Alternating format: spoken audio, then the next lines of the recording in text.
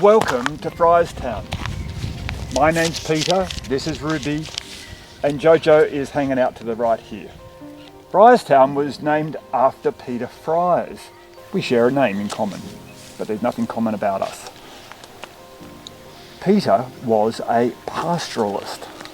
That means he had expansive pieces of land. Jojo, you come in now. Gold was discovered in 1851, and by 1854 the area was known as Fryers Forest.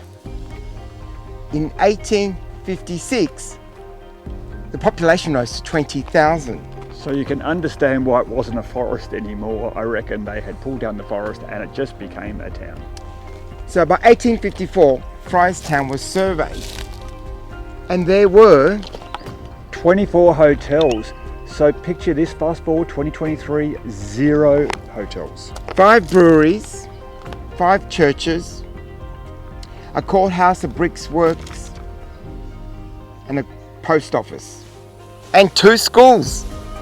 And today, nothing. There is no commercial district here in Fryerstown. And I want a coffee. You're not going to get one here. So what happened to Fryerstown? The population grew, and then eventually, in years to come, it became a ghost town. So let's come along and walk and look at the remaining architecture and find out the reasons why this town became Neglected. Anyway, the population also is around 232 today, but let's walk around and see what remains. Bye.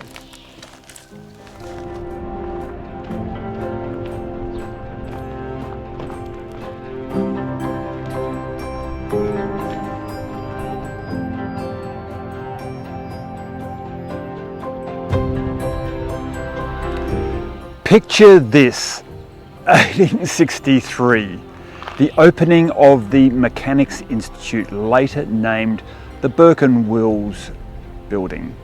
It was actually a hall, and at the opening of the hall there was a brass band playing, and there was a sumptuous banquet and dancing. So if you can imagine it, you've got a better imagination than me. Oh, by the way, a year later, they added on a little annex, and that became the library.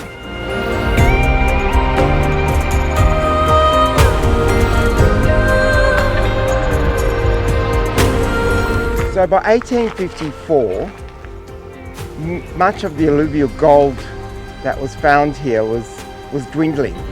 So the miners that had come to the area had decided to explore other richer goldfields, and so they had left. Behind me stands the old Anglican church, which was built in 1861. Come along.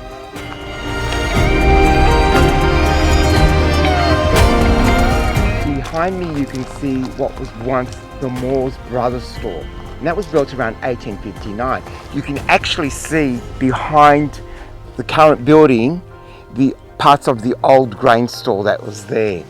So in time the post office moved to this area.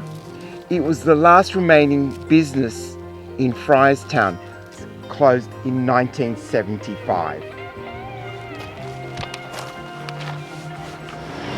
So I'm standing in front of George Carter's boot business, which was commenced in 1854, but not in this building. He had a previous building that was a cottage, and in 1870 he built this premises, which was a lot bigger. Eventually, when it closed down, all the contents of this building was auctioned off and went to the Swan Hill Pioneer Settlement.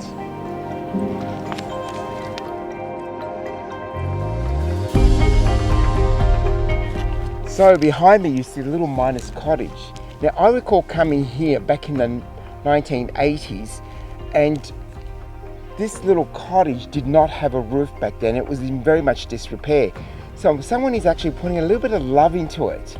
And yeah, lovely stonework. Obviously an old church behind me. This was a Methodist church built in 1861. Now the Methodists featured fairly predominantly in this particular area and brought their values with them.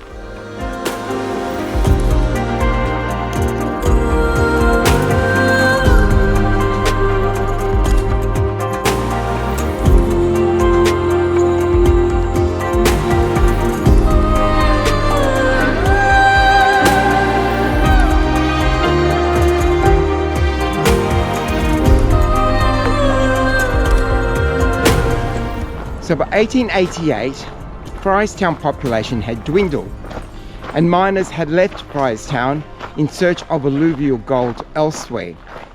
So all that remained now was to find gold in a different manner. And so they were looking for quartz. And in order to do that, the big mining companies came in and started digging deep shafts.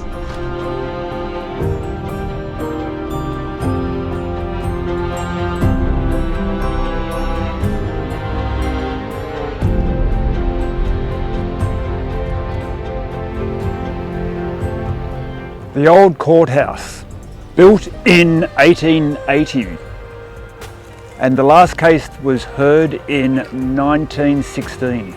So that means the courthouse operated for 36 years, going by my maths. That was 36 years of guilty. In the 1930s, it was actually converted to a private residence, and it remains as a private residence today. We are at our final stop at Fryerstown. It's one of the highlights of Fryerstown. This was built in 1869. It's the engine house and the chimney stack that are the remnants. They've recently put a roof over it to preserve it. It was built in 1869 and it produced a reasonable amount of gold, but unfortunately after it sold for a huge price it failed and therefore it eventually closed down. So hence there was nothing to keep town actually alive. Across the way is a lovely warm sandstone home which was owned by the manager, and the old powder magazine. But if ever you're wishing to come and have a walk around Fryerstown, pick up the brochure at the Castlemaine Tourist Bureau and come to Fryerstown and do the walk for yourself and discover some of the wonderful old buildings there are here. On that note, now you understand why this little town has become a quiet hamlet and pretty much almost a ghost town. Bye from me. See you on the next one.